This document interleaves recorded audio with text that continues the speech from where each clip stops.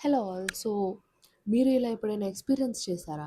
Like ఒక మనిషి గురించి మనం ఆలోచించగానే వాళ్ళ నుంచి మనకి కాల్ రావడం, లేకపోతే ఫ్యూచర్‌లో జరిగే విషయాల గురించి మనకొక ఫీలింగ్ లాగా అనిపించడం.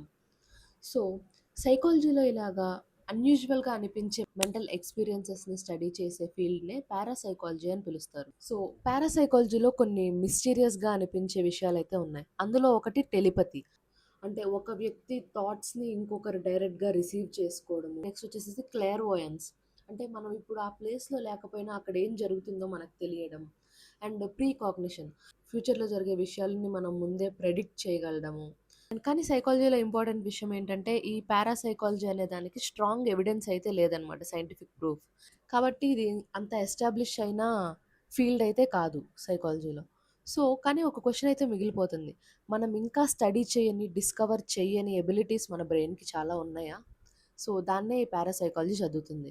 సో, మీరు ఇలాంటి విషయాలను ఎప్పుడైనా ఎక్స్‌పీరియన్స్ చేశారా? లేకపోతే వేరే ఏదైనా మూవీస్‌లో చూసారా? కామెంట్స్ చేయడం మర్చిపోకండి.